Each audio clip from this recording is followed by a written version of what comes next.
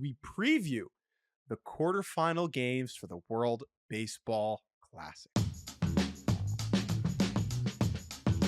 Hello and welcome to Baseball Barbacast, the only baseball podcast in the world willing to misspeak and miscalculate.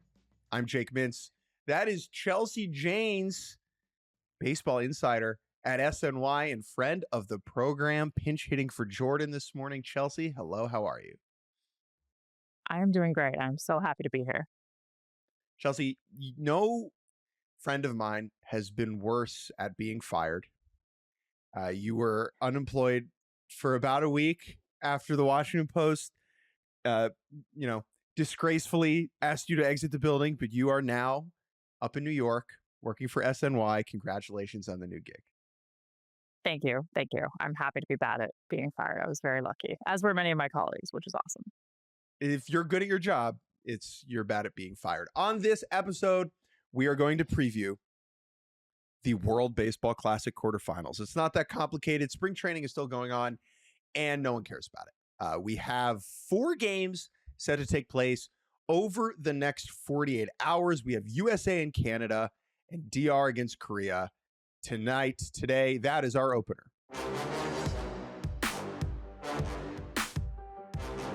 Chelsea, we will begin with USA-Canada. Canada disgraced after losing to our Pee-wee nation in hockey twice in the span of a week over in the Olympics. This is their opportunity for revenge. Canada, congratulations. You won your pool. You advanced to the knockout stage for the first time in the history of the WBC, and your reward is maybe the greatest lineup ever assembled. I think we should start here. The vibes for Team USA over the last couple days, have been a disaster fest. How much does that actually matter, in your opinion, moving forward? I think it matters if they get behind early. I think it matters a lot. I think the tension will grow if they are behind early for some reason. I don't know how they've managed to make the vibe so bad. Like, that is almost amazing. It's amazing how mad they've made the vibes. But, there might be a relief factor here. I don't know. But if they get behind early, I think there'll be like legit tension because, they've been on the ropes and they went from, oh, look at them running through this pool to what a disappointment, in like the span of a few days. And we don't quite know where they are yet. 2 of our buddies who host a college baseball podcast, Chris Burke and Mike Rooney, they talk about this dynamic of the, oh my God, we're going to win meter when a team that is upsetting someone enters the 9th inning and gets super tense and then just like blows the game very slowly and horribly. Team USA has this like slightly similar, but maybe opposite dynamic where you could feel in the beginning of the Italy game where they were like not getting on base and not hitting at all, where this tension, it was like pressure building up inside of a water bottle that you like twist, and then they just needed someone to open the lid and then they would just score 6 runs, right? Right. 100%. But they get so tense. Like, even like the Dominican could fall behind and I think they'd probably still be dancing. I don't know what it is about the US team and the guys. I mean, it's the Aaron Judge, classic Aaron Judge, right? That's what they look like. So Jordan and I were going to have this conversation before like the DeRosa miscalculation kerfuffle the other day. And it was just going to be which players on Team USA look like they're having fun. Now, that's different than which guys are having fun. Which guys look like they're having fun. I actually believe that Aaron Judge is having fun. Like, when they pan to Aaron Judge during this tournament, he is smiling way more often than he's usually smiling, right? Yes, I think so. But I also think he, I don't know. He obviously feels the fun. pressure of it all. PCA is having fun. I would say, I think Kershaw is having fun because he doesn't have to. He's like the got an A on the group project guy. 100%. I'm trying to think who else on that team is enjoying themselves. I mean, I think like when Gunnar got in a game, he was happy. Yeah, they let him play. But I mean, almost everything is stressful though, right? Like from Scooble having to leave, like, oh, the worst decision. It's just everything is stressful with them. And it's really hard to understand how it got there. So you mentioned Scooble, and I think that is an important place to go to as we preview this matchup with Canada, because there are a number of pitching replacements as we enter the knockout rounds. Scooble, famously notable, out. He made his one start against Great Britain and returned to Lakeland with the Tigers. But there are four other arms departing. That is Michael Waka, Ryan Yarborough, Clay Holmes, and Matthew Boyd. In their place, there will only be three relievers stepping in for those five starters. Okay. That is Will Vest of the Tigers, Tim Hill of the Yankees, and Tyler Rogers of the Blue Jays. Joe Ryan, we have been told, is going to step in for Clayton Kershaw after the quarterfinals. Now, my understanding is that there is a limit to the number of replacements that you can make after a certain point in the tournament. And DeRosa seemed to imply this when he did his press conference the other day. And that is why the roster loses five starters and only gets three relievers. This dynamic is pretty fascinating. Now, I know that there are more off days built into the knockout round, but if Mark DeRosa was already worried about a lack of pitching and he just lost five dudes that are going to give him bulk innings and added Will Vest, Tim Hill, and Tyler Rogers, all of whom are probably only going to throw one inning, like, shouldn't this be a bigger cause for concern? I mean, I would think so. It's definitely, and also, I mean, even, if you get there, what do we know about where Joe Ryan is, right? Isn't he still kind of Yeah. working his way back? Like, it just seems very, they've really lost a lot of innings, right? Yeah. So then, what if things kind of go off the rails? Where are you, with long guy? It's a weird dynamic for so many reasons. And I do think that Logan Webb is the right character to start this game because he is going to give you length because he's pitching to contact. Really, no one in baseball works deeper more consistently than Logan Webb. And even with, I believe it's an 85 pitch limit, you can envision him working into the sixth inning, right? Fifth or sixth inning, Totally. and I do think that will help them. But, if he can only, to me, the most, like, how does this go wrong for USA? In my mind, like, the likeliest way is that Webb works up his pitch count early, because even though there's an 85 pitch limit over the course of a game, there is a certain amount of pitches in an inning that DeRosa is not going to let guys go over. Like, we don't know what that is, but, like, there's no way he lets Logan Webb throw more than 30 pitches in an inning, right? I mean, I don't think so. Right. I mean, they have the arms to fill innings behind him, but it's Sure. just, do you have enough? Do you have enough? Do you have enough? Like, do you have enough Right. if you keep advancing? I mean, I'm looking at who they have. I mean, they've got guys, but yeah, you're right. I think if the early innings get away from Logan Webb, then you're kind of in Yes. trouble. Yeah. So the available pitchers for Team USA in this quarterfinal, Logan Webb will be on the bump. I do not expect that we will see Paul Skeens or Nolan McLean pitching in this game. We have Tim Hill, Tyler Rogers, and Will Vest.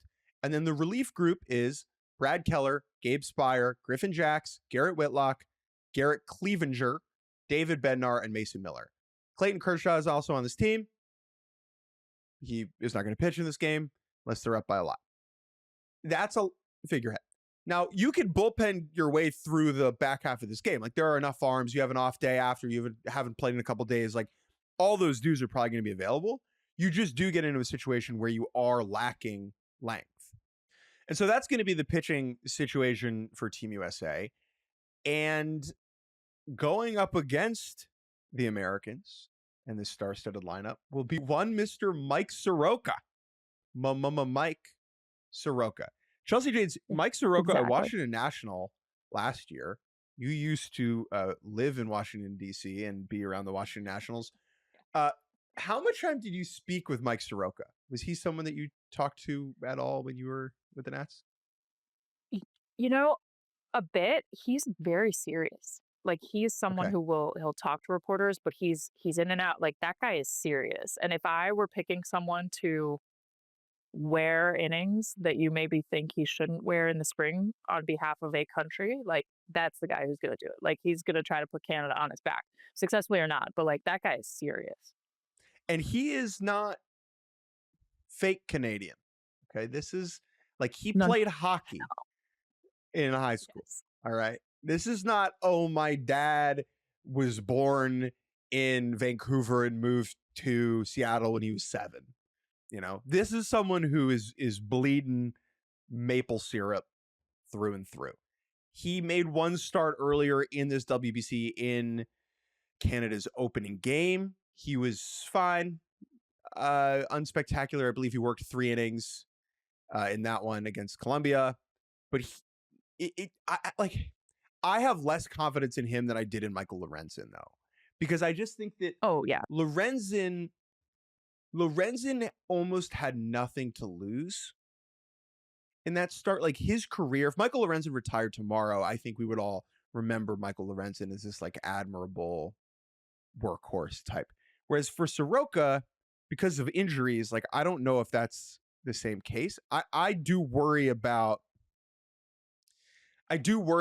his, not disposition, but like his ability to work through this lineup. Totally. And I think what I was saying earlier, like he's going to want to be the guy who held down USA and stood up for Canada. And he's got that in him. Like when he's right, used to be really, really good, but he's just never quite found it again. I think he's kind of also pitching with something to prove to the D-backs. Like he's got a lot on his shoulders and he's going to put a lot on his shoulders. And we can talk ourselves into being worried about the American pitching, but when you get into the Canadian bullpen, it gets thin real fast. This is a really, really good point, right? Like we are nitpicking the American pitching, and I just listed like 8 of the best 30 relievers in the world. We're like, oh no, do they have the arms? And then you go to the Canadian bullpen where it's like literally, and I've said this 85 times on our show, there only is one person in the Canadian bullpen that pitched in the big leagues last season. Okay? I'm just going to say that one more time. One reliever on Canada was a big leaguer last year, and that is friend of the program, Rob Zastryzny. And despite that, Canada's bullpen was really, really good in pool play. One of the better bullpens in pool play. They allowed just 3 earned runs in 21 innings, 25 strikeouts, 6 walks. Now, it is a jump in competition level from Cuba to Team USA. And that is a good transition to the following question. Chelsea Janes, how would you, if you were Mark DeRosa, okay, you're on TV now. You're just apparently as qualified, Mark's on TV. You're on TV. Like, if you were in the managerial chair, how would you align Team USA's lineup for this game? Oh, man. I think, oh, but I think that one of the main questions, right? The main questions are, I don't Judge think is Bryce playing at right. first is a question. Right. Judge is playing right. It's like, Bryce is at first. Cal's behind the dish. Like, whatever. Like, who's playing center? Gun? Let's start there. Who's playing center? Okay, okay. Buxton got games 1 and 3. PCA got games 2 and 4. Homered twice in that game against Italy. Do you think you would go with the hot hand? It's so tough. It's like the energy of PCA, I think, is really important. He seems pretty fearless. Buxton's so good. And then what do you do? I think I would probably start PCA, and you can bring in Buxton if you feel like it later, right? If the matchup favors him. It's not like anyone's got more history against the bullpen than anyone else either. So it's like, yeah. The thing about PCA that is interesting to me is his history playing for Team USA. Anthony Volpe I wrote a story about this a couple years ago. Anthony Volpe was the first player to ever appear for Team USA at the 12U, 15U, and 18U level. PCA is now the first player to appear for Team USA at the 12U, 15U, 18U, and WBC level. Okay. So playing for Team USA has been important to Pete for a long, long time. But it is not important to him in a way that is like overwrought or stressful. He is just so carefree with the way he plays that he's bringing that past it manifests in this like positive intensity, at least, or it has in the small sample we've seen. And so for that reason, like, I actually think he has to be in the lineup, especially if you're Totally. facing a righty in Soroka. Like, I would go with PCA. And then the other question is what you do with third base and second base. Just to be clear, going around the diamond, Cal Raleigh's going to start behind the plate. He and Will Smith have switched off every game. They did the exact same thing in the last WBC with Will Smith and Real Muto. They just went one on, one off. It'll be him behind the dish, Bryce at first, Bobby Witt at short. It'll be Roman Anthony in one corner, and it'll be Aaron Judge in the other corner, and Kyle Schwarber will DH. Like, those are set, in my opinion. Second base, third base, we're talking about Ernie Clement, Bryce Terang, Gunnar Henderson, and Alex Bregman. We, so far, have had two alignments, right? There was one day where Gunnar started at short, and so it was like a little different. They're either going to do, like, they have either done Bregman at third and Terang at second, or Gunnar at third and Ernie Clement at second. How would you do it for this knockout game? I think, with all due respect to Ernie Clement, he is not in my consideration at this time. It's also complicated. He's got some Canada, the Blue Jays. You just don't know. Oh, Sleeper agent. oh, People don't think sleeper about agent. this. We didn't Nice. talk about this. We didn't talk about the DeRosa sleeper agent, dude. Mark You mean DeRosa against Team Italy. I thought of it. Well, I think we were all thinking Open up your third eye. Yeah. I mean, Gunners looked really good. I don't love the dialogue about, oh my God, get him in there. Like, look who you're replacing. Like, sometimes there are just a lot of really good players, but he's looked really good. I don't know. Bryce Terang is a pretty dynamic player, but it's tough. You also don't necessarily know what you're getting from Gunner outside of shortstop, in my opinion. It's a little bit more of a defensive risk. So that's a tough one. It's hard to sit Bregman in an elimination game too, I think. It is, and you.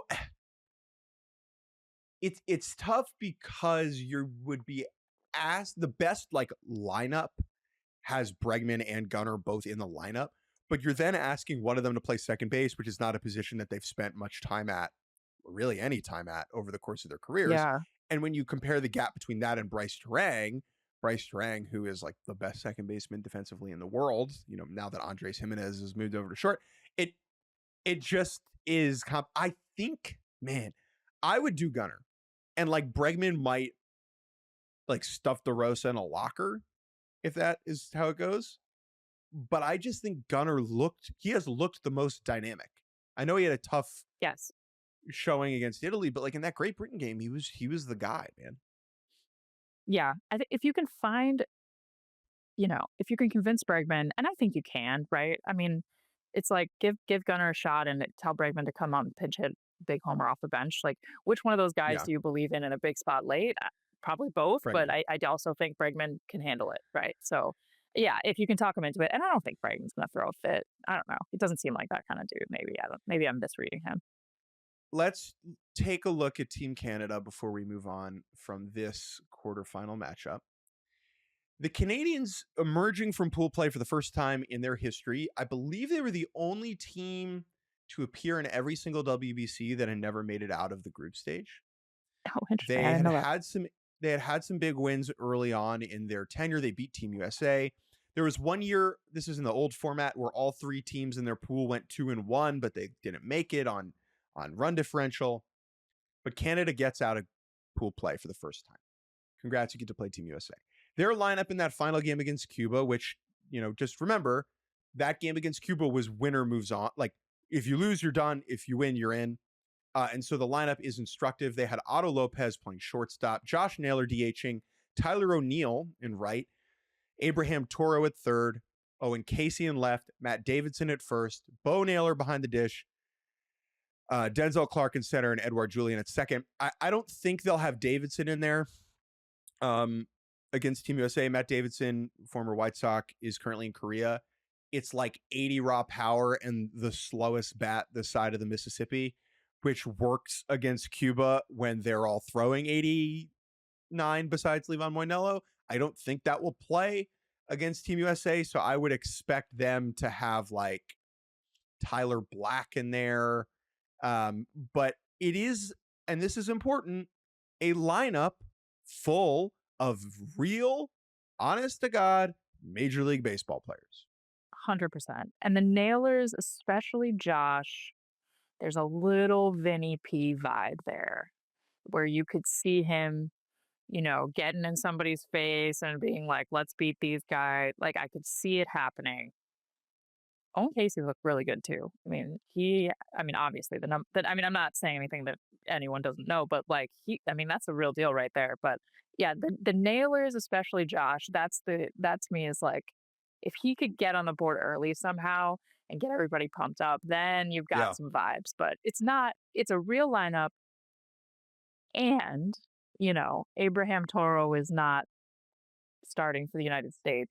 I mean, none of them are starting for the United States. So I think right. it's like it's gonna take something Yeah, special, but big leaguers help. Big leaguers help.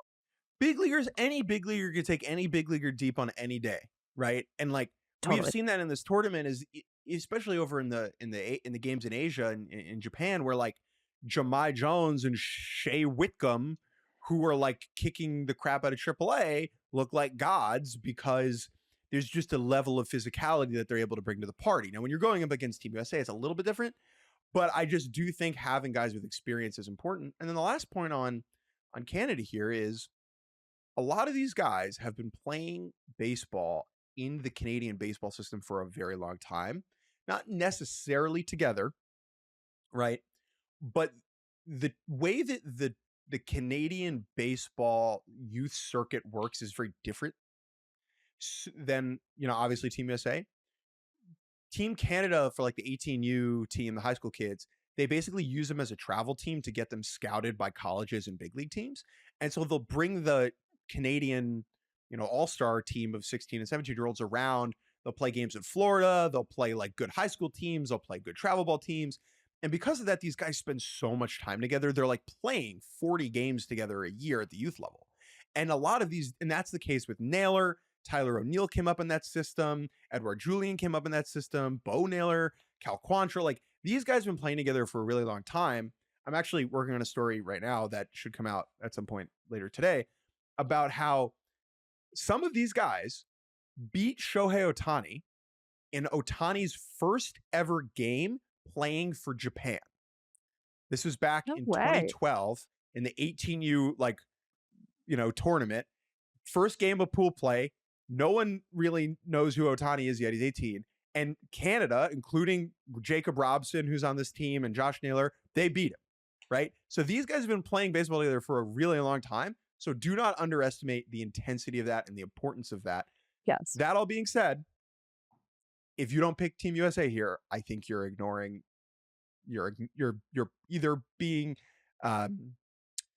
you're being selfish, you're being inflammatory unnecessarily, or you're being stupid. I think that's fair to say, right? Yes. I think so. I think so. I do want to see what happens if Josh Naylor homers early though, because I just think and Yeah. double down on that with everything you just said. I mean, the vibes. Whew, whew. The way that Canada wins this game is putting up runs early. It's got to look similar to what Italy did, right? Because, and Yeah. DeRosa has said this, you're gonna have this lineup. This lineup is gonna just strangle you over the course of the game, and they will explode at some point, right? And when that happens, you gotta have the cushion. Italy had the cushion. Can Canada give themselves the cushion? That is the question. Let's do the other quarterfinal matchup on this side, which is Puerto Rico, or excuse me, it is not Puerto Rico. I apologize. It is the Dominican Republic against Korea. This game will be in Miami Friday night at 6 p.m. I'm currently in Port St. Lucie. Will I drive down there tonight for this game? See how I feel. I honestly do not know. The Dominican advancing out of pool play with a perfect 4-0 record. I was there the other night for their win against Venezuela, one of the most unique, delightful baseball environments that I have ever seen. A absolute party to the fullest degree. And here they are as the heavy favorites taking on Korea. Chelsea, let's start here. Your impressions of the Dominican Republic from afar. I mean, just juggernaut, just like a joyful juggernaut.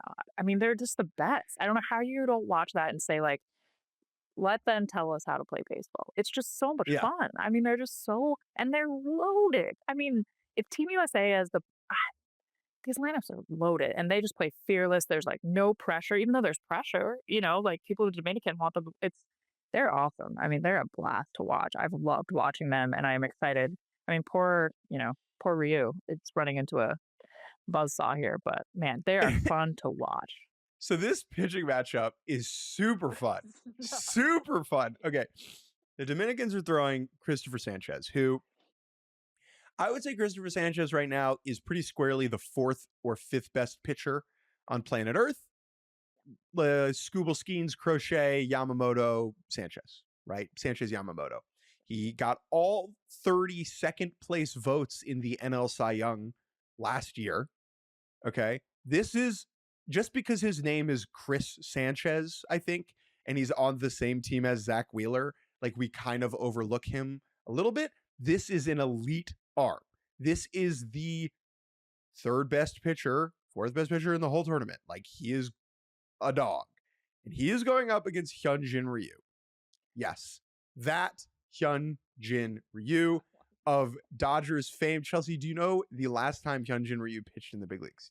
I did not, and I have it in front of me. Is it like 2021? 2023. Okay, so he pitched 2023 with the Dodgers and then with the Blue Jays. Right, he signed that deal with the Blue Jays, kind of petered out.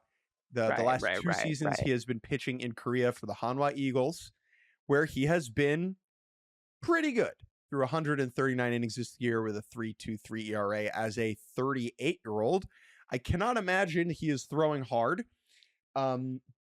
He wasn't really throwing hard when he was a Dodger. And he's not gonna.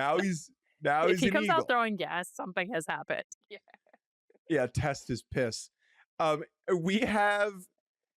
will say though, I don't hate the matchup. Okay. It's so good. I don't hate it because the way to beat this team, like, I think you cannot overpower them. Right? Like, I think you have to fool and he them. won't. You have to, and he won't. Don't trust me. Don't be concerned. He will not overpower them. I think you gotta fool him. You gotta pull one over on this lineup. And I like his ability to do that. Do I think he'll do that? No. I think that he and his fellow Korean relievers are going to get blasted into the sun tonight in Miami.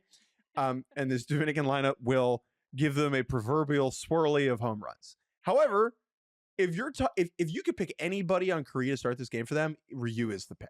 Oh, 100%. I mean, was it the Korean guys who were watching the Dominican guys taking batting practice earlier this week and were like, whoa, look at that. Like, it doesn't bode well. But Ryu is like the exact kind of wily dude who like there's no more legacy to build. Like, just go try to mess with them. And that wide-eyedness reminds me of what Ohtani said before the final against the USA in 2023. Remember, he was like, we admire these guys. Yeah. So let's stop admiring them and let's beat them. Right. Korea in that game before Japan with Ohtani was doing a little bit too much admiration. I mean, like, enjoy the moment. You're seeing something unique, and you can win the game anyway. But you're right. Like, Ryu's not gonna pee his pants. The guys to keep an eye on for Korea, I know that their games have either been like at 10 p.m. or 5 a.m. local here on the East Coast. And so I know that maybe not a lot of people have been up for that, unlike us sickos and those with young children. Chelsea, you qualify for both of a sicko with a young child. So you're up at weird hours.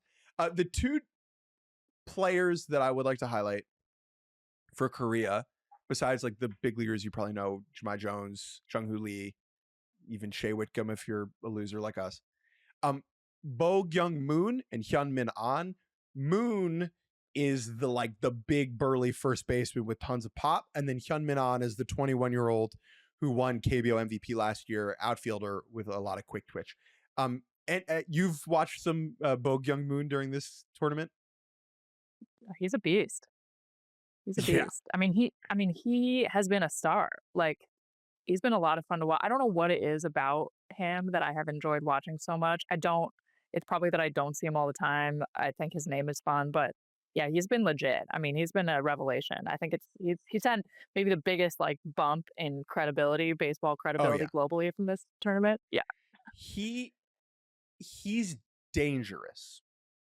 And I think that is what is important is like when you face a lineup when he comes up or when he has come up in the tournament, you're like, oh man, like here's Bo Young Moon. Like this is, you gotta, like the pitcher's gotta lock in. You gotta lock in as a fan, understand what he's doing.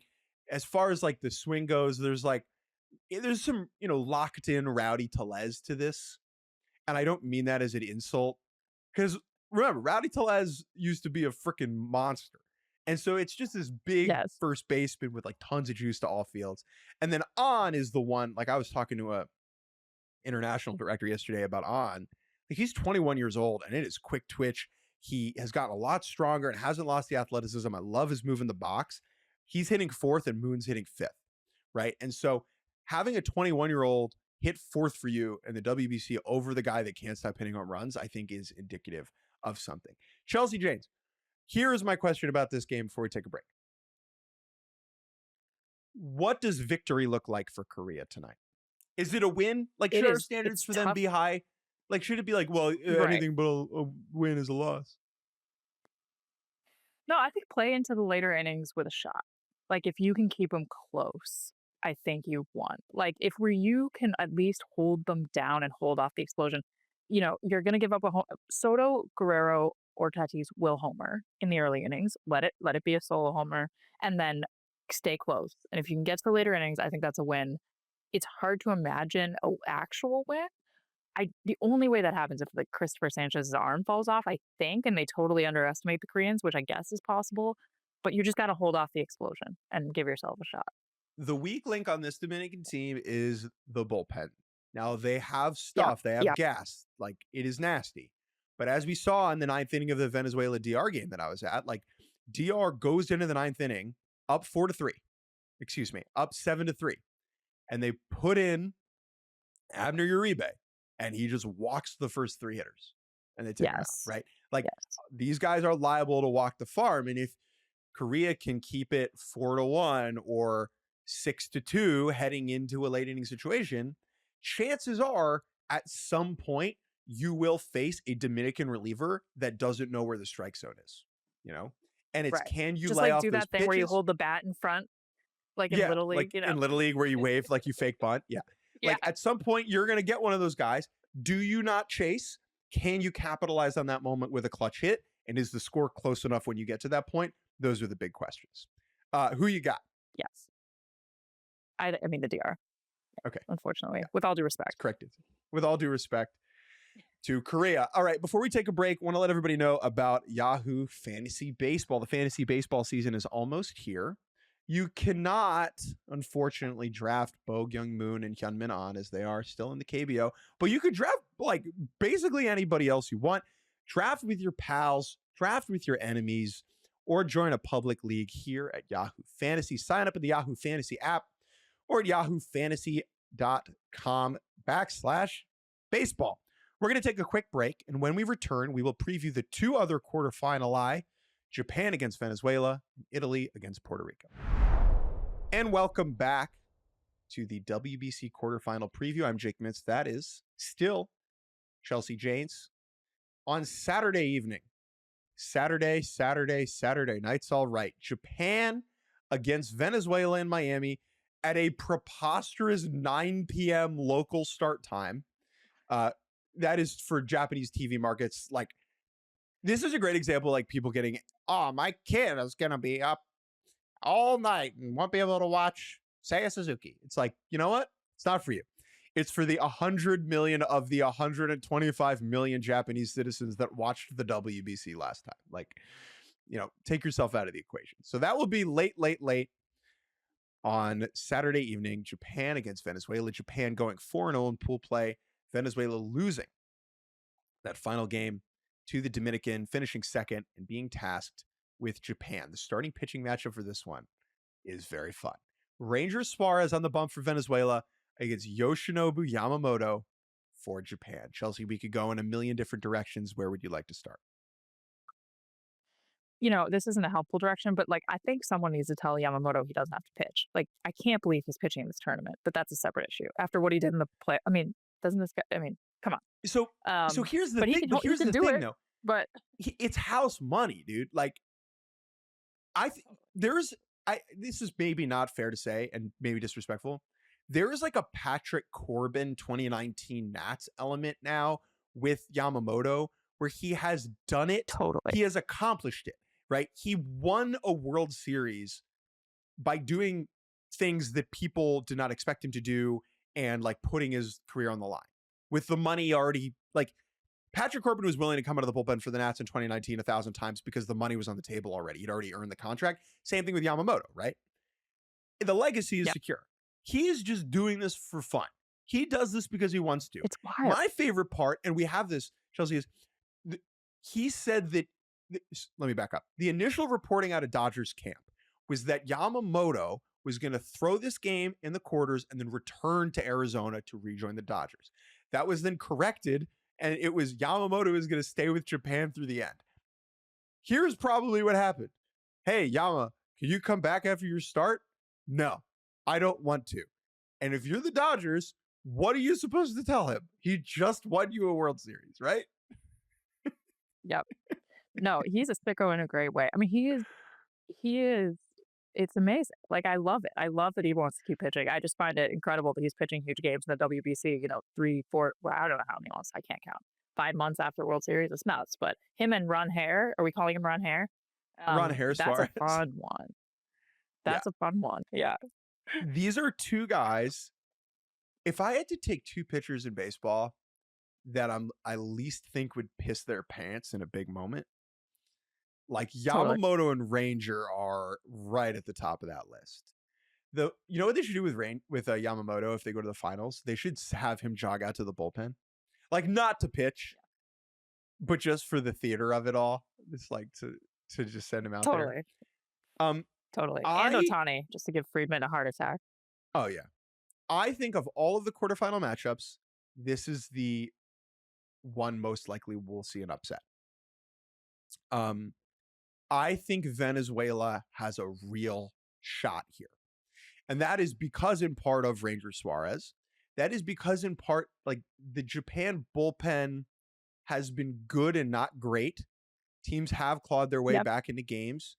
Japan's road to 4-0 in the Tokyo Dome was a little bit more difficult than the final scores indicate.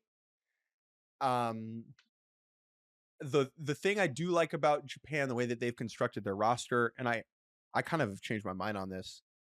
Japan has a lot of starters. I believe they only have 3 pure relievers on their roster. That's going to give them length, right? So you can envision Yamamoto goes 4.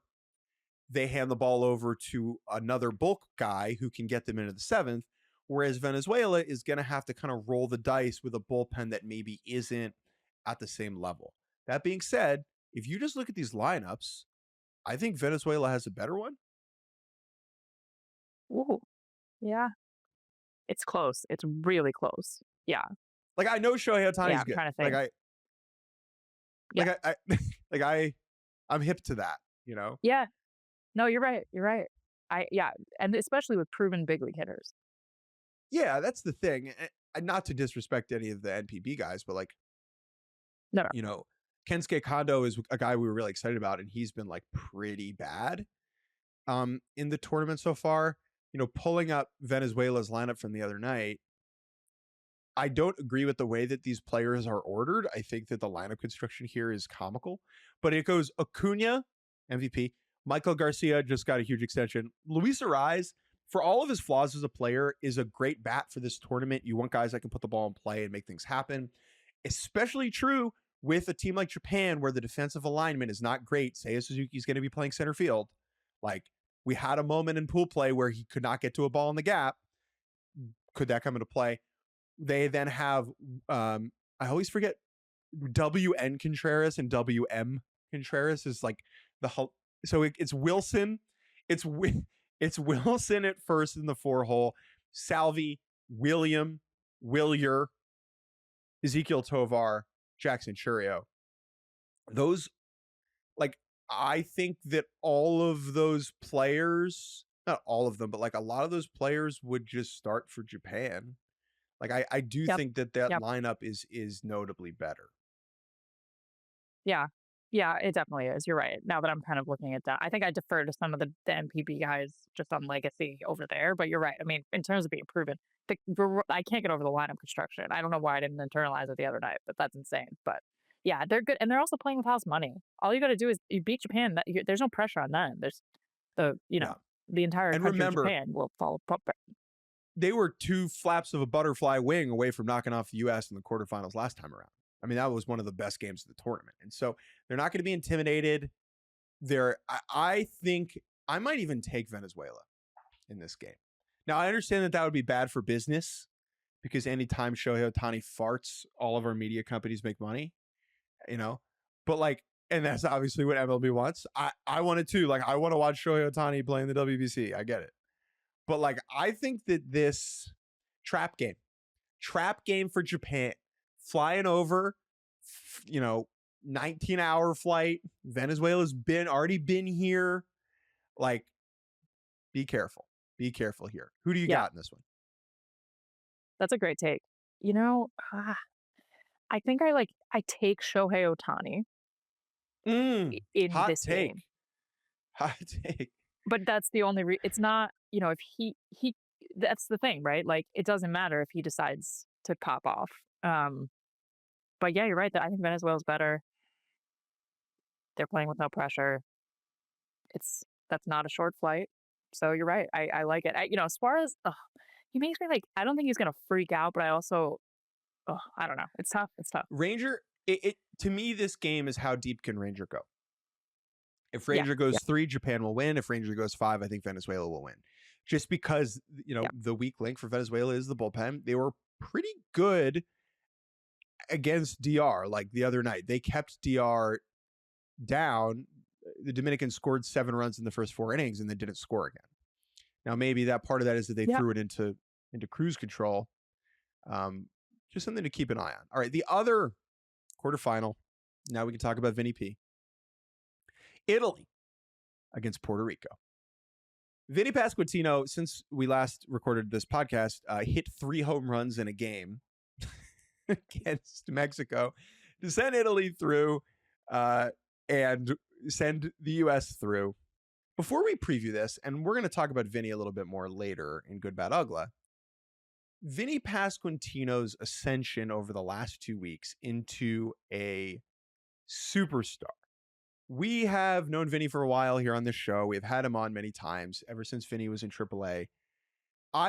Now that I'm remembering this, I went to a dinner in New York in 2022 for the Italian Baseball Federation with Vinnie. Some guy who was running the Italian baseball world in New York was like, "Hey, I run this restaurant in Brooklyn. You should come." And Vinnie texted me and said, "You should come." And I just remember sitting there and this is all just rushing back to me right now. How passionate Vinnie was in that moment before he'd ever played for Italy about playing for Italy. And now he is just turned into this thing is remarkable to me. Wow. Yeah. I mean, he's been, if Moon from Korea has maybe kind of upped his, I don't know, his clout internationally, Vinnie P has been the star turn of this tournament, and deservedly so. If you follow baseball, you knew that he's there. The personality is just so great, but what a beast. And just it's made me think the Royals are going to be better. I'm on the Royals train.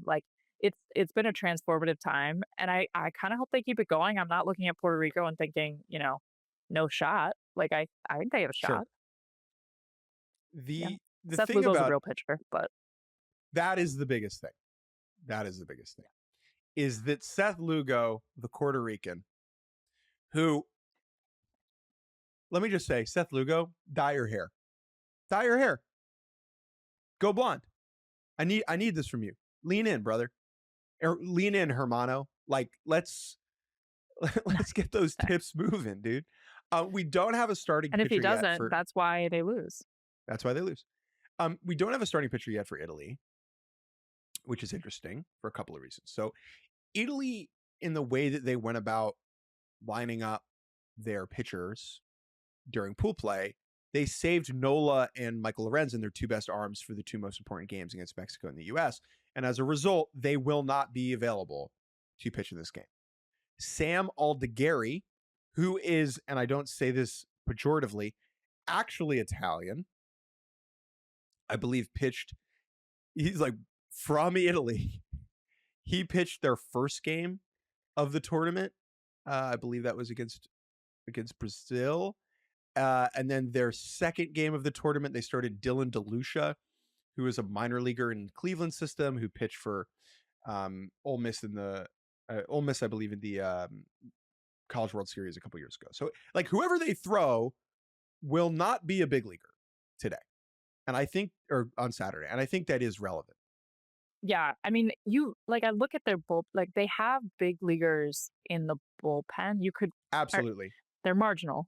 Joe Lasor's, like these are guys but you could piece it together. You just got to get through a few at the beginning. Yeah. Sure. As far as Puerto Rico goes, really cool story. The biggest narrative heading into this WBC, remember, was the insurance situation that cut some of their biggest players out of the tournament, and they took care of business, going 3-0 in their first 3 games. I believe they lost Canada in their last game, in a game that didn't really matter. They had the incredible Daryl Hernai's walk-off win to beat Panama, one of the coolest moments ever. Puerto Rico, of all the teams, is the one playing with the most house money.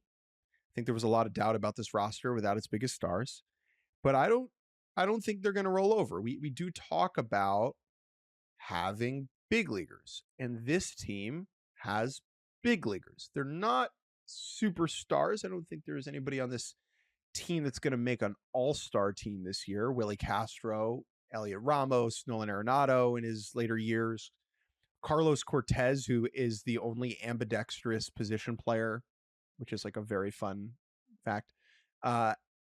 Eddie Rosario in the twilight of his career. I think that Italy has to be considered the favorite, though, no matter who they put on the mound. Yeah, I think so. I mean, they just have a deeper lineup, but some of these guys, Rosario, like, finds a way in big moments, or he has in the past. Maybe that's an outdated take.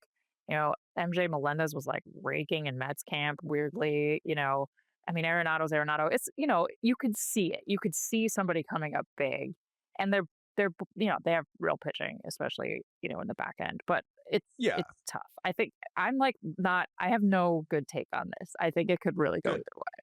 That is a very mature opinion, to admit that you don't have a good take on it. Thank you. Thank you. I think that, like, Italy, this will be better pitching than Italy saw against Britain or Brazil, and probably lower quality than what they saw against US and Mexico. They hammered US and Mexico, right? They like obliterated them. They're playing with so much energy and so much passion. I think you do have to take Italy in this game, but like, if they get tight early, and this could all go up in the smoke of Etna, in ash. Wow. Thank you. Wow. In the blink of an eye. Okay, so I got it. I'll take Italy, Venezuela, US, and the Dominican. Wow. You seemed to pick Japan, which is fair considering they employ Shohei Ohtani. Let's take one more break, and when we get back, we will do a WBC edition of The Good, the Bad, and the Ugly. And welcome back to the end of Baseball Barbacast. Jake Mintz, pinch hitter, friend of the program, Chelsea Janes. It is time for The Good, the Bad, and the Uggla.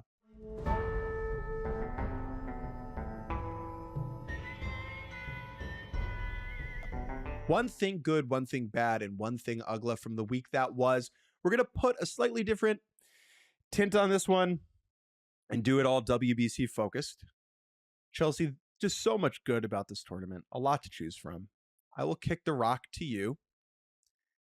What of all of the wonderful catches your eye?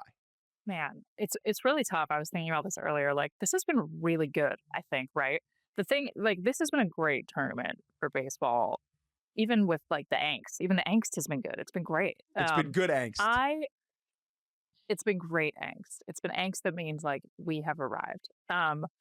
The Czech guy getting the ovation in Japan, like, that was incredible. I mean, that's just it's like the world coming together. It's beautiful. We need it. We need it. But the thing that made me laugh the hardest, was the Christopher Sanchez question and his reaction and just everyone losing their mind in the press conference room. At least it seemed that way from afar. Like, it was just a classic. It's just, I don't know, something about it warmed my little heart that, this Dominican guy getting asked a question, they forgot the like, it's just great. So It's just great. it's funny. This was going to be my bad. And Interesting. I will explain why. I'm just going to, Mr. Producer Andrew Hartz, I'm going to do my bad first. It is going to be the bad, the good, and the ugla today. So for those of you who did not see this clip, Christopher Sanchez is sitting up at the podium doing his, pre-start chatter. And a reporter starts speaking in a language that is neither English nor Spanish nor Dominican Spanish. And the look on Christopher Sanchez's face is one of horror, shock, and incredulousness. And he just starts laughing. The entire room starts cackling. There's a very specific type of like Dominican laugh cackle that if you spent any time really around baseball or like in Santo Domingo and in the Dominican, it just hits immediately. Like I heard someone in the back cackling and immediately felt like I was covered in sweat and like drinking an ice cold Presidente on a bench somewhere. Like it was beautiful. The reason this is bad, Chelsea, is that some idiot on the internet assumed that this was a Japanese reporter and tweeted, Japanese reporter asked Christopher Sanchez question in Japanese. He didn't know what it was. And it wasn't a Japanese reporter. It was a Korean reporter. And that idiot was me. That idiot. I'm sorry. I genuinely did not know that. I know. It didn't. I deleted it pretty swiftly because I didn't want it to be misinformation. But I got a text from someone in baseball who speaks Korean, and they said, "This is hilarious. This is Korean." But isn't that, I mean, okay, so when I first watched it and I heard the cackles that you heard, I was like, it was like, there's a way that responding to someone asking a question in a different language can be sinister and kind of stuff. But he was just like, oh, this was shocked, not that. right? Like, no, it's because he and had the headset. Like there's a headset where they're translating in real time. They're interpreting in real time. He didn't have it on. And so what was funny about it in Sanchez's mind, like the Korean reporter asking the question is not like out of the ordinary. That if he had the headset on, it would have gone right to he would have got. Because in Sanchez's mind, this Korean reporter is assuming that Sanchez is fluent in Korean. That is why this is so funny, right? Right. And what is bad about Go ahead. I was gonna say, I mean, but to your point, like one of the things that is like beautiful about this is like we get to, have to, should, like there's a lot of languages we're responsible for at all times, right? Like there's a lot going on. There's a lot of stuff in the clubhouse. Like I've been Duolingoing Japanese for a while. Like, and so it's an easy mistake to make because if you think about it, like we have a lot to keep track of, and that speaks so well of the sport. Like it's so great. Yeah. This like Tower of Babel moment, right? Yes. Is beautiful in that it is the sport being in a lot of different physical places. For me, it was an example of like assuming that this reporter in this question was Japanese was stupid because they're literally playing Korea, right? Like that just makes a lot more sense.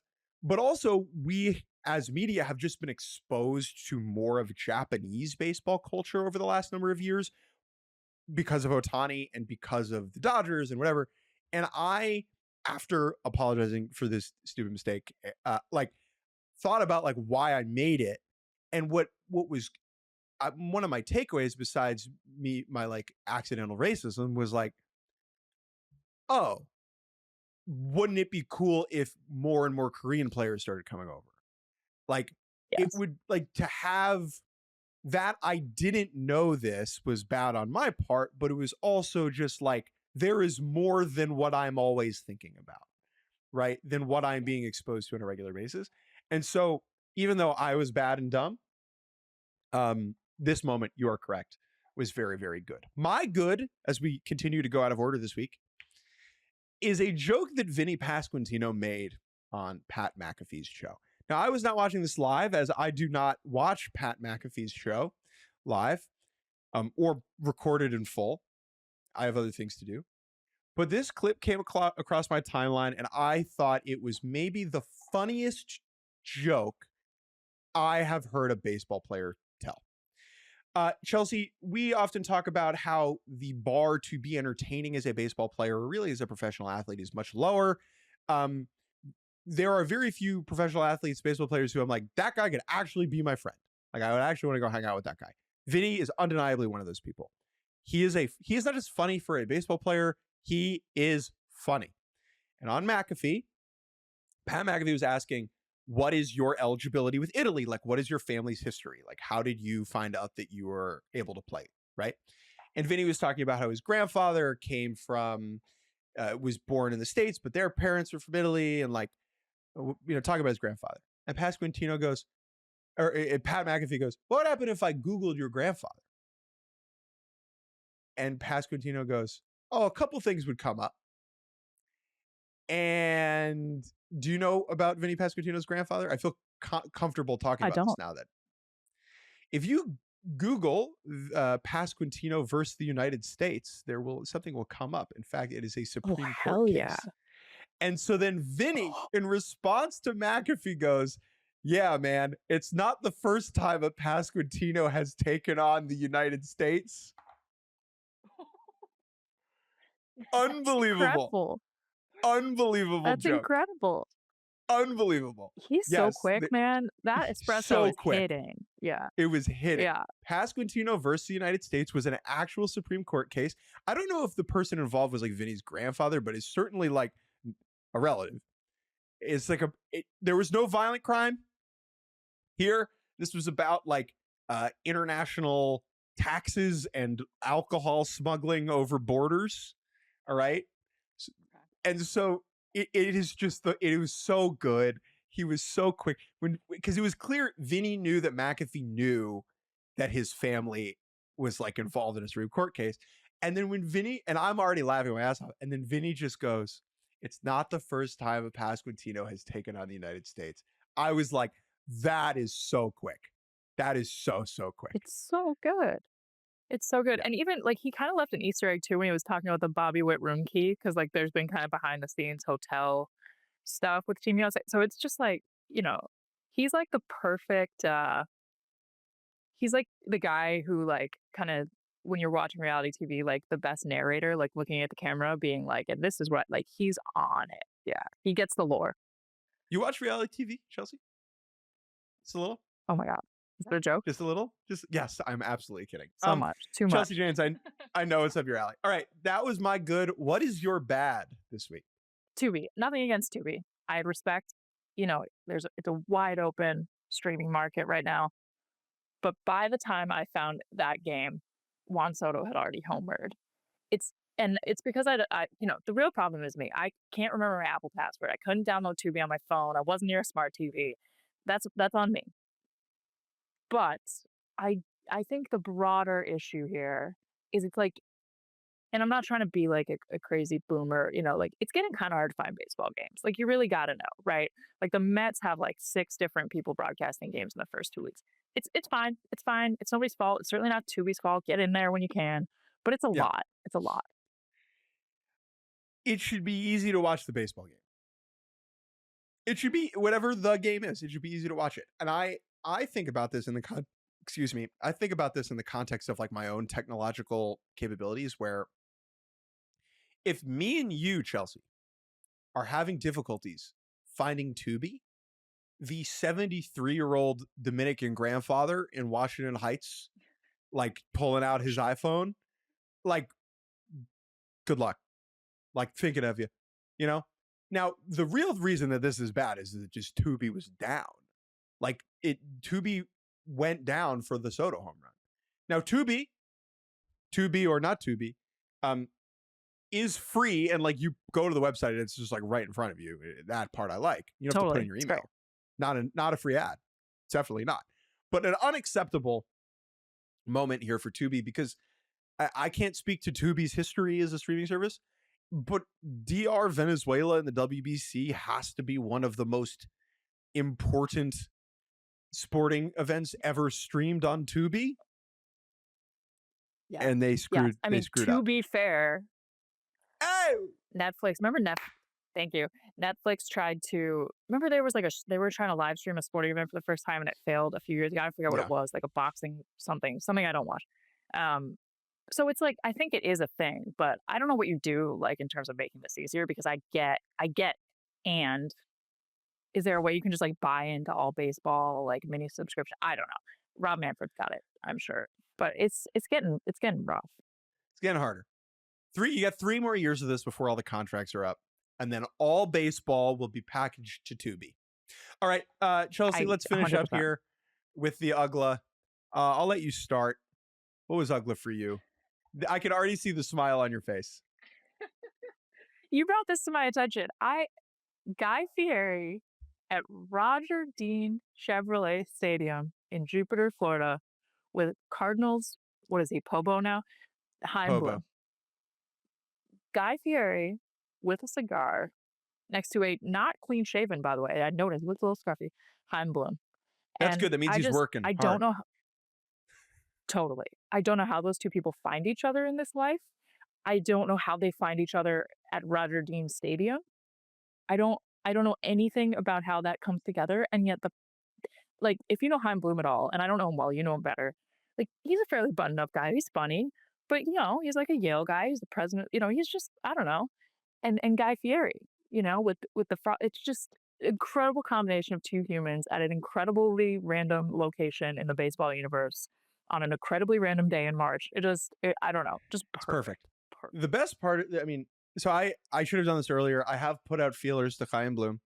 I have asked. I am doing journalism. Hey, how did you meet Guy Fieri?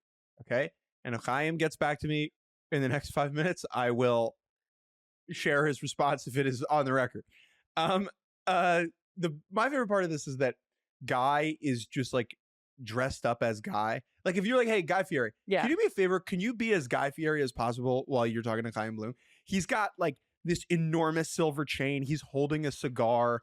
His blonde tips are coiffed. The goatee is absolutely in full bloom, as is Chaim. Nice. All over it. And yeah, this is great. Chaim, I think behind the scenes, having talked to him off the record many times, is a very charismatic guy. And I understand how these two would have a nice conversation. However, it is so fun. Chaim needs a podcast. There's like more to Chaim than meets the eye. And I think if Cardinals fans, it's just all of it is perfect. It's just a combination of like Cardinals, Chaim, Guy, just perfect. Great. No notes. Hyun Bloom, come on the podcast, talk about Guy Fieri. All right, my Uggla this week is sort of Hyun Bloom related because it's about the Red Sox, the team that he used to run before he, we're on this pod. We're justice for Hyun Bloom on this pod. He got done dirty out in Boston. Hey, welcome to the organization. You're our new chief baseball officer. Can you trade one of the most beloved players in franchise history really quick for us? Okay, whatever. Neither here nor there. In spring training, Braden Ward broke the Grapefruit League stolen base record. I believe it was his 17th or 18th stolen base of the spring, which is a ridiculous number for spring training. And there was a joke going around like, hey, is he going to Ricky Henderson the bag? Is he going to take the bag and put it over his head when he does it? He was on a podcast called To The Show, baseball podcast, hosted by a guy named Andrew Parker. And Andrew Parker was like, hey, if you steal it, are you going to raise it above your head? And he was like, oh, no, they want me to. And he like half Rickied it. He stole a base in the top of the second inning yesterday against the Minnesota Twins in a game that apparently some people were at. And upon sliding into second base, he took the bag out from its moorings, lifted it like chest level. He did not throw it above his head. He did not say, today I'm the greatest of all time. But he did more than I would have expected him to. So Braden Ward, understanding the bit, no notes, great job for Uggla-ing and Ricky Henderson the base above your head. Epic. So good. Like, this could be the Also, breaking that record by mid-March is insane. yeah. He's only 2 weeks of games. That's insane. Yeah. I need more spring training record books. Like, I want that. Yeah, we got to do more of Really that. We got to blow that up. Yeah. 100%. Yeah, I agree. That is our show. That is it. That is all I have. Thank you to Andrew Hartz and Ingrid Rosas for producing. Jordan Schusterman, who's off today. Thank you to him for being my friend.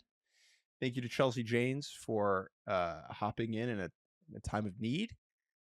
Very excited to watch the WBC this weekend.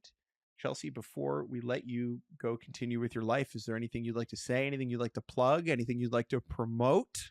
No, I've got nothing. I am adjusting to life with SNY and enjoying it very much. So if you happen to live in the New York area, please heckle me on there. But otherwise, no, happy to be here. Ready? What is it like to be the New York media? Like, now every time there's a conversation where it's like, can this player handle the New York media? They're talking about you, you know? Okay, I'll tell you. I don't think we have time for this, but I'll tell you this. There was like a first spring training game the Mets played. They like walked a million hitters. And I was like, I got to ask now.